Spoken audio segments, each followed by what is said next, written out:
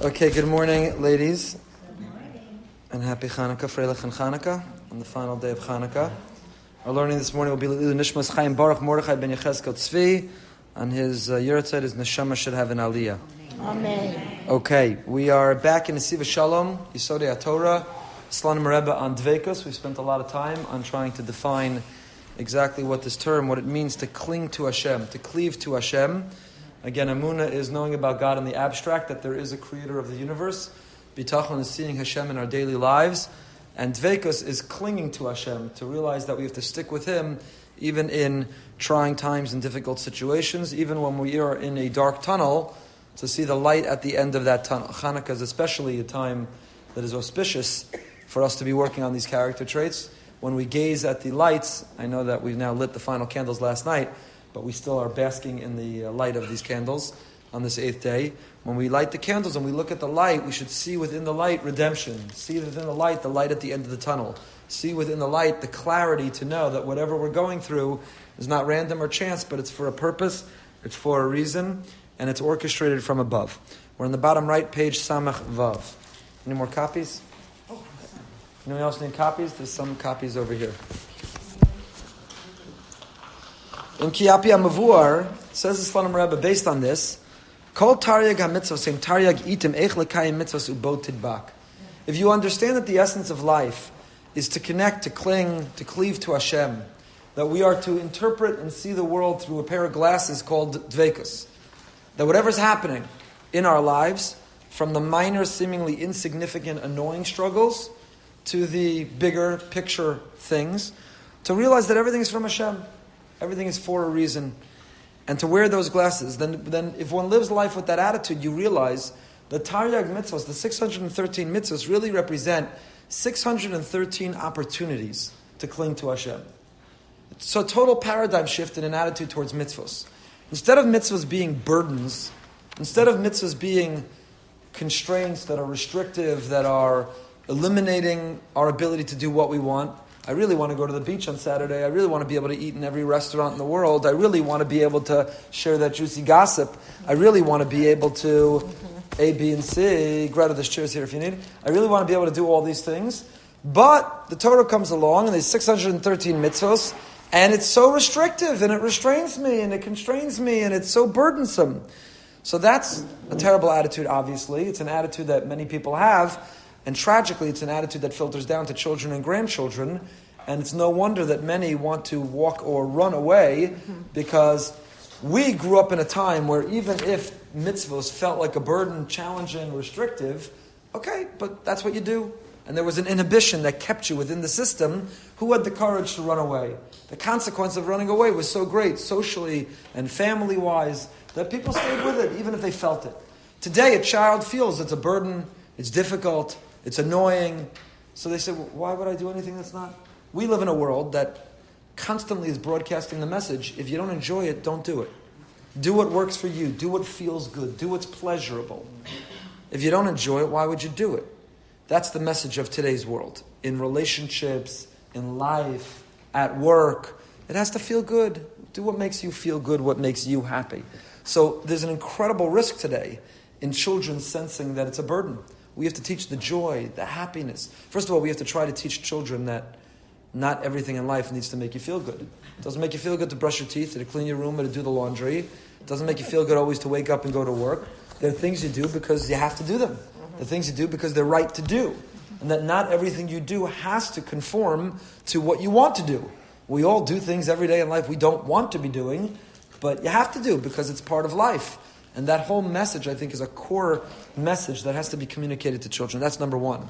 But number two is to show that Torah and mitzvahs are something you want to be doing. And that's what the Slanim Rebbe is saying here. 613, not burdens, 613 incredible opportunities. 613 invitations to cling to Hashem, to be close to Him, to feel His presence in your life, to feel joy. Kokia mitzvah mitzvahs haTorah medabek umekasheres hayudi l'Hashem Elokav. The 613 mitzvahs are 613 opportunities. Every time you do a mitzvah, you have come closer to God. You're clinging to Him. Now here's the thing. Coming closer to God or clinging to Him is synonymous with joy and happiness and feeling good. We're learning Mesilas Yesharim now on Wednesday mornings in the Cup of Joe. So literally 2 minutes ago, I just came from there, and that's the very opening in the very first chapter. The Ramchal of Moshe Chaim Lutzato says, you know what the essence of life is? It's very counterintuitive. I don't know. I was raised, not by my parents, but Judaism raised me with this notion that life is about sacrifice and service and giving for Hashem. But that's not what the Ramchal says. You know what the Ramchal says? The goal and purpose of life is lehis aneg al Hashem. What's the root of the word lehis aneg? Ayin nun gimel is oneg. What's oneg? Joy, pleasure, happiness. Oneg Shabbos. Come to my oneg. Oneg is eating sugary candy, food, and chilling late at night, and that's oneg. Lehis aneg al Hashem. So, what's the purpose of life, says the Ramchal? In Padua, Italy, 5 centuries ago, the purpose of life is to get high on God. Don't get high on pot. Don't get high on alcohol. Don't get high on shopping. Don't get high on gambling. Don't get high on going to work. Get high on God. And how do you get high on God? So, Rabbi Ari Kaplan explains very powerfully that the greatest joy that a human being is designed to feel, the way we were programmed, is when we give nachas to someone whose approval means something to us, it feels incredibly good. It doesn't matter what age you are, the nachas you give your parent is unbelievable. By the way, that's in this week's parsha. I didn't mention this at the Cup of Joe. I saved it for you women. But the also Cup of Joe was like 8 minutes long. But the this week's parsha, we have the reunion of Yosef and his father Yaakov. And if you look in the parsha, I don't have the language in front of me because I wasn't planning on speaking on this, but Yosef can't wait to be seen by his father. The language of the pasuk is he wants to be seen by his father. Wouldn't you think he would want to see his father? What does it mean he wants to be seen from his father? When he reveals himself to his brothers, what does he say? We spoke about this yesterday in the Parsha class. What Chazal consider the harshest rebuke in the world. What Chazal describe is what we will face when we come to the world of truth. All he says is, Ani Yosef ha'od avichai. Yesterday we talked about 3 or 4 explanations. How is that crazy rebuke? I'm Yosef, is my father still alive? That sounds like the most gentle sentence I ever heard in my life. How is that the harshest, most painful, traumatic rebuke the brothers had to ever feel? You can listen online to the class. But notice, what does Yosef say? He doesn't say, is your father still alive? And he doesn't say, is our father. What does he say? Ha'od avi, is my father. Why? Because he's desperate to know that his father loves him. That his father has been waiting for him, longing for him, yearning for him, looking for him. He wants to know, the father who I left 22 years ago, and the book is open to the page we left off on. He sends him the wagons, which is a hint to the Egla Arufa. The book is literally still open to the page we were learning when we went to Avos Zebanim together, Yaakov and Yosef. He says, is my father, Hod Avi. And so later, he doesn't want to desperately see his father. What does he want? What is he desperate for? To be seen by his father. Because says Rabbi Aryeh Kaplan, not about this, but in general, the human being, the human psyche, we are programmed that among the greatest feelings of joy is to give nachas. I think we experience it even as an adult. When you give nachas to your parent, it feels great. When you give nachas to your boss at work, study after study shows that among the motivators for employees is not a bonus or more money. Of course it is. But not a major or great bonus. I'm talking about something small. You know, what would do more for the employee if you gave a $25 gift card to Starbucks or you gave a compliment? Study after study after study shows a compliment. Having the approval of, the compliment, the admiration, some affection from the person who is a position of authority over you is the greatest joy you can feel. So whether it's giving nachas to your spouse you admire, whether it's giving nachas to your parent, whether it's giving nachas to your boss, whether it's giving nachas to your Rebbe. So who is the source of everything, of all that exists? The Ribono Shalom. So therefore there's no greater joy than giving nachas to him. And the Ramchal begins the book by talking about the goal of life is lehis haneg al Hashem, to get high on God. And he ends the book with the words, literally the very end of the Mesilas Yesharim is he says that our mission is to give nachas ruach to Hashem. We don't use that terminology because we think God doesn't need nachas. He's not a human being. He doesn't have emotions. He doesn't get nachas. But the answer is, the same way we crave nachas from our children, in the same way we get the greatest joy by giving nachas to our parents, Kadosh Baruch Hu is our Father in heaven. He created us. And all He wants from us is to give Him some nachas. When we make the right choices and the right decisions and we have the right behavior, and most of all, when we check in with Him. Right? Is there a greater nachas to a parent than This. Everyone knows the terrible joke about the Jewish mother who the son calls and she says, "I haven't eaten in 5 days and I'm starving. And why haven't you eaten? I didn't want anything in my mouth lest you called." And the whole right, terrible old Jewish joke. So, but all parents want, right? When your child reaches out to you, your heart skips a beat. When you get a text or a FaceTime or a phone call from your children or your grandchildren, is there any greater joy? No, not when it's I need money, or I need you to bail me out, or I need you to get me out of trouble, or I need you to give me a ride, or I need you...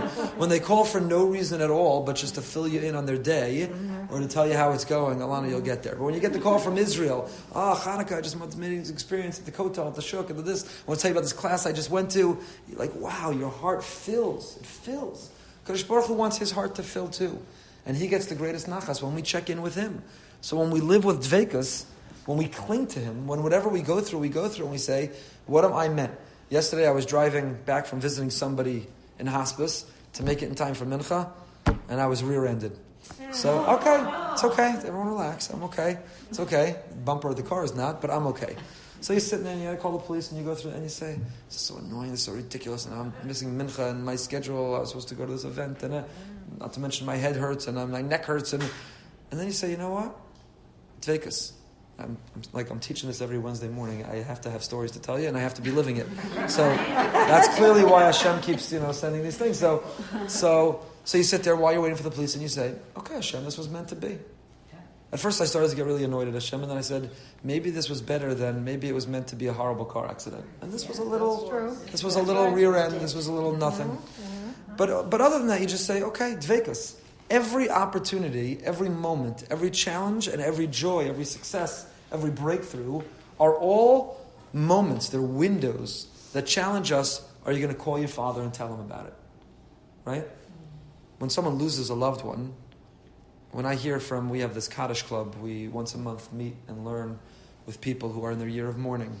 A very pervasive feeling of people in their year of mourning is that something happens in their life and they reach for the phone because they want to tell their parent. And that's the biggest pain, the most profound pain, the horrible reminder of the loss is every time something happens where they have this urge, this innate temptation to reach for the phone to call and tell them, only they're not there. So we have this ability that whatever happens in our life, reach for the phone. So you just rear-ended, talk to Hashem. You got a speeding ticket, talk to Hashem.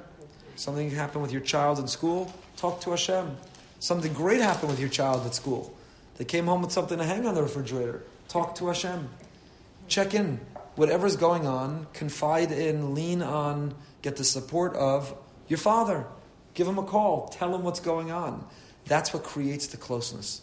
That's the life of dveikus. So what the Slonim Rebbe is saying is that life has all those invitations. We get invitations left and right from Hashem every day. It's an invitation called a car accident. It's an invitation called waking up in the morning is an invitation. Call me. Tell me what's going on. Tell me what you're upset about. Tell me what you're protesting. Tell me what you're grateful for. And dveikus is living a life where we tell him. But aside from life itself, because sometimes we get so caught up in life we forget, so he also threw at us 613 mitzvos. So now this is the part where Hashem, as our Father, WhatsApps us 613 times a day and says, don't forget to do this for me. Can you do this for me? And can you do that for me? And can you do the other thing for me? And why is he saying that? Not because he's being an annoying parent who's giving you a list of things to do for him. Why is he saying it? What is he really saying when he says, don't forget these 613 things? What is he really saying? Don't forget me. Don't forget me. So 613 times a day, that's an exaggeration, or depending on the day, maybe an underestimate. But many times a day, Hashem sends a text, and he says, don't forget me. Daven Shachars, don't forget me. Light the candles, don't forget me. Cook for Shabbos, don't forget me. It's time for Mincha, don't forget me. Chesed, Tzedakah, when you're getting dressed, Sneas, whatever area of life. Hi, don't forget me. Not don't forget me because I need it. Hashem is perfect. He doesn't need it. Don't forget me because your life will be so much better if you don't forget me. Because your life will be enriched if you're connected to me. So that's what the Slonim Rebbe is saying. We got through a whole whopping sentence here. That Taryag mitzvos are not 613 burdens, 613 obligations, 613 pains in the neck. It's 613 opportunities, 613 invitations, 613 calls from our Father, who's saying, don't forget me, what's going on, how's your day, I'm checking in, what can I do for you, what do you need, what can I give you? We find with the mitzvah of Talmud Torah that it corresponds with all of Torah.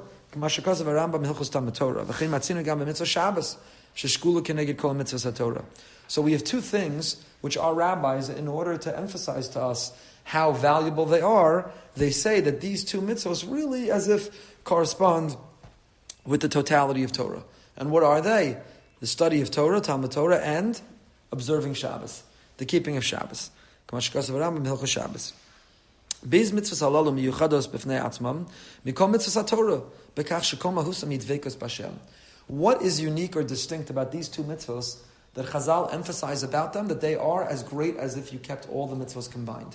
Studying Torah and observing Shabbos. What is the common denominator of the two that makes them equal and opposite to observing all mitzvahs? Now, to be clear, it doesn't mean, therefore, that if you keep Shabbos, you can neglect the other mitzvahs.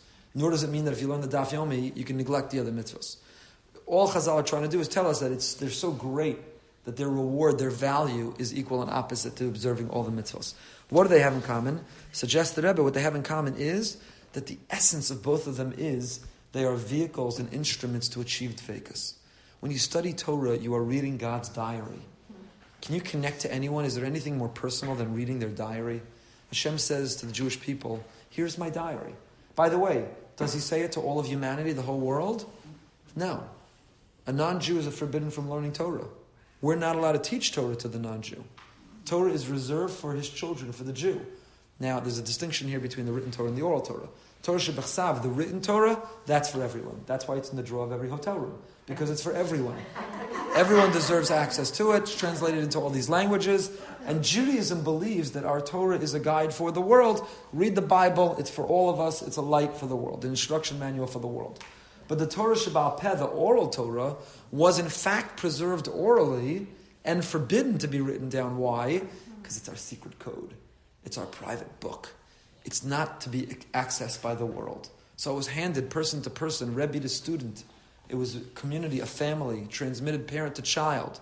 Later, when Rabbi Yehuda Nasi was nervous in the 2nd century, living in Israel, the north of Israel, that it was being lost, it was being distorted, it needed to be written down. Eis lasos Lashem. He made a very courageous decision. Probably was put in Chayrim for it. He made a very courageous decision. Better write it down. It's going to be lost. It's going to be distorted. But really, it was meant to be preserved and transmitted orally. Why? Because it's just for us. It's not for everyone. Because the Torah Shebaal Peh is Hashem's diary. It's his description for the world. It's our understanding of his description for the world. So when we study Torah, when you open that page of Gemara, when you're learning Nesiv Shalom, when you open the Chumash, when you're opening Tanakh, whatever you're doing, you're reading Hashem's diary. You're getting access to his essence. That's Dveikus. You can cling to him. Do you ever feel closer than when you read someone's diary? Similarly, when you keep Shabbos, Shabbos is all about Emunah and Dveikus. I'm not going to work. I'm not doing things I need to do. I am simply at peace with nature and with the world. I'm accepting Hashem's dominion and providence over the world, and I'm at peace with him. So the essence of these mitzvahs is Dveikus. Talmud Torah, D'Amru Chazal, Kodesh Baruch Hu, Oraisav Yisrael, Kulu Chad. So study of Torah, the Zohar tells us that Hashem, his Torah, and the Jewish people are all one.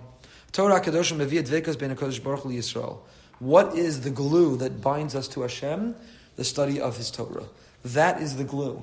That's what connects us. That's what gives us access when we read his diary. Baruch atah Adonai Eloheinu melech haolam she'akol niyeh b'dvarav. V'hainu ki ech yistabeh ka'adam ha'chomri im Hashem Elokav. How, after all, we're physical beings. We live in the physical world. We have physical temptations and desires. We have physical needs. How can we connect to Hashem, who is the opposite of physical? He is the most purely spiritual that exists. So how do you connect? Oil and water don't mix. I was telling my kids the other night after lighting, one of the reasons we light with oil, or it's preferable with oil, is because oil and water don't mix. And which one always comes out on top? When you put the salad dressing in the fridge, before you shake it up again to put it on the... Which one's on top? Oil is the Jewish people. How is oil produced? You step on the olives, you squish them, you squeeze out. The Jewish people through our history have been persecuted and oppressed. We've been squeezed over and over. But you know what happens when you squeeze? You get fine oil. And the oil, when it mixes with the water, which comes out on top? We're squeezed throughout our history, but we come out on top. and you light that candle and you see the oil on top of the water. So oil and water don't mix. The physical and the spiritual, they're opposites. It's like oil and water. You could shake up that salad dressing, but how much are you going to shake up our lives? So how do you mix?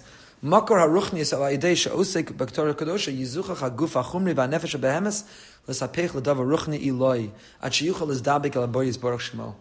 This is a very Hasidish idea. Slonim Rebbe says, this is really the essence of Tanya. He says, when you study Torah, you learn how to transform your body from something that's only physical into the vehicle for the spiritual. So that your body that needs food in order to live, without Torah, you're eating as a glutton. Without Torah, you're eating, you're indulging in delicacies, and you're eating as a form of hedonism. But with Torah, your eating is transformed from simply indulging in the pleasure of the body to your eating becoming an act of spirituality. Ein kiddush ela b'makom suda. Da understands kiddush b'makom suda means that we're mekadesh ourselves. Where do we find holiness? B'makom suda. You learn a lot about someone by the way they eat. Are they shoveling it in? Are they a glutton? Do they eat excessively? Do they eat unhealthy? Do they rush to eat? Do they not express gratitude to the person who made the food? It says, V'achalta v'savata uveirachta es Hashem Elokecha. The makar, the source for benching, the biblical obligation to bench, the only bracha that's biblical obligation to recite the blessing after you eat, it says, V'achalta, you ate, v'savata, you were satisfied. You ate enough, it was good. Uveirachta, now it's time to say thank you to whom? As Hashem Elokecha, to Hashem. So the Tosfos Rib, I think it is, learns from that word es. It could have just said in the pasuk v'achalta v'savata u'virachta Hashem Elokecha. Why did it have the extra word es? L'rabos balabayis. Should say balasabayis. L'rabos balasabayis. That when you ate and you were satisfied and you said thank you, don't forget to thank the hostess. You learn a lot about somebody by the way they ate. Did they say thank you before they even ate? Certainly did they say thank you after they ate? Did they thank you to the person who went shopping and cooked and served and will clean? Do you thank the one who produced the food? Hashem above. So eating can either be an act of hedonism, eating can be a physical act, or with the study of Torah and understanding who we are and that our body is a vehicle for the soul, the very act of eating when you make a bracha beforehand and a bracha afterwards, and you make sure what you're eating is kosher, and you eat in a healthy way, you've transformed it, and you use the act of eating to host guests. You've transformed the act of eating. So Torah is the vehicle that binds the body and the soul, that gives we humans, who are animal-like, access to Hashem, who's purely spiritual. HaTorah HaKadosha mizacheches lo rakes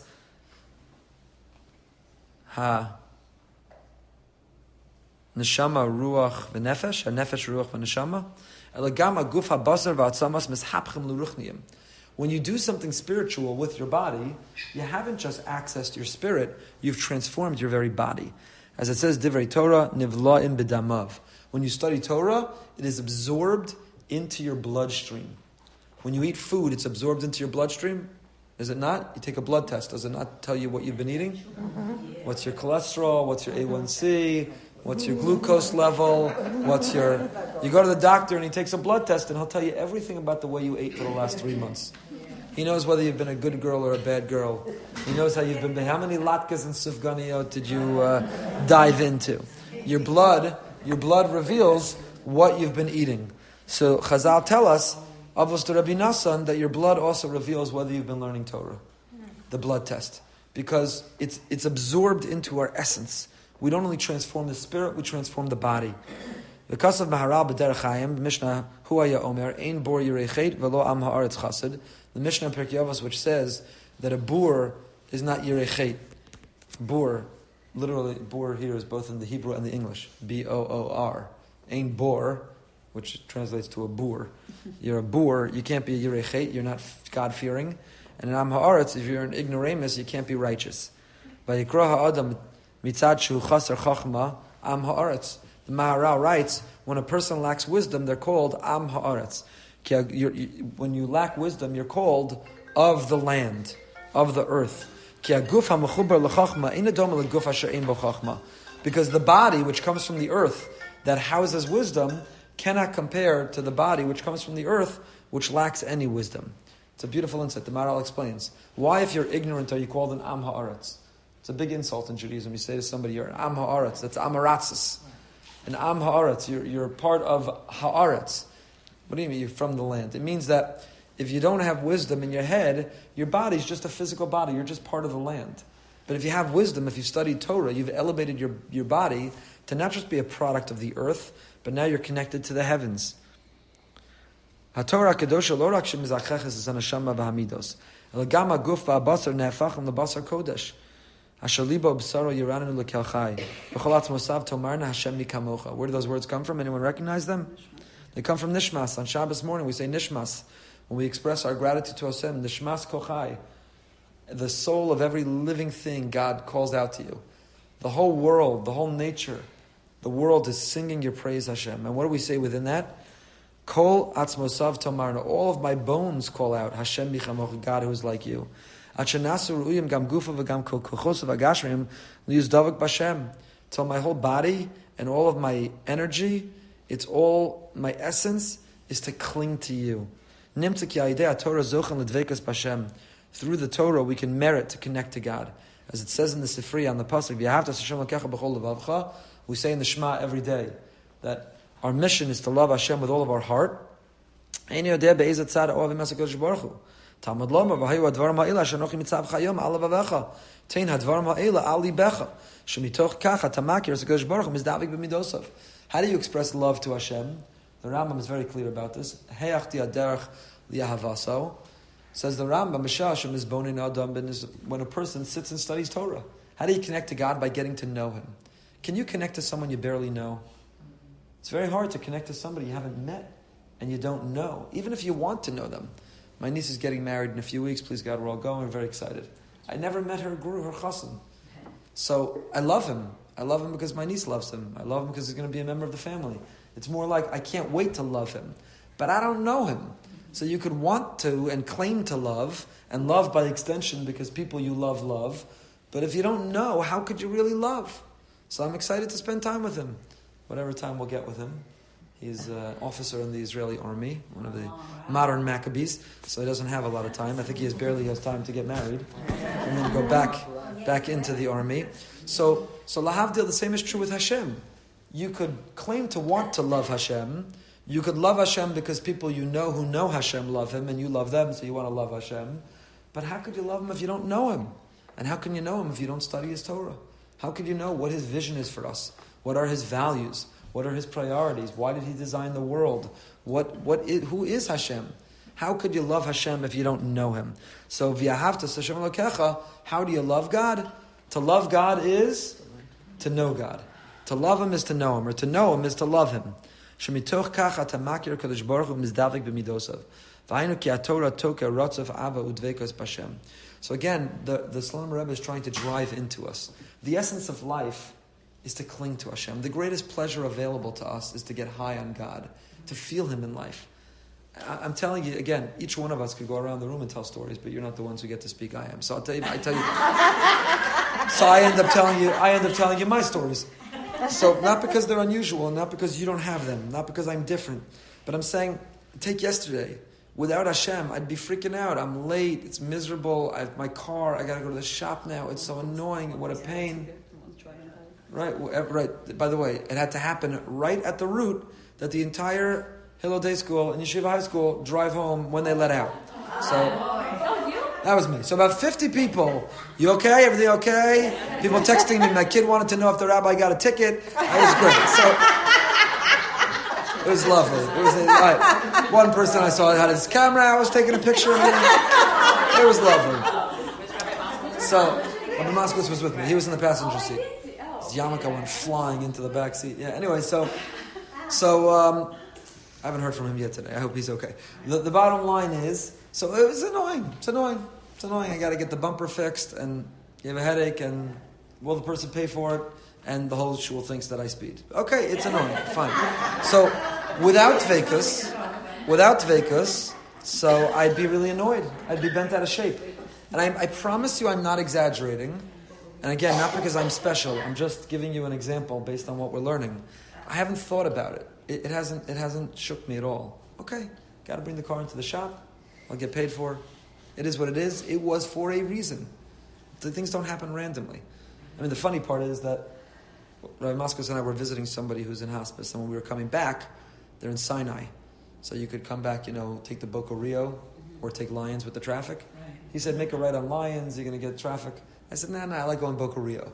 So it really was meant to be. Either I caused it or forced it, or it was meant to be. Right? Could have gone a different way. I should have listened. The moral of the story, listen to Rabbi Moskowitz. So my point is that living life of Dveikus is not because Hashem somehow is better off because we're clinging to Him. We're better off.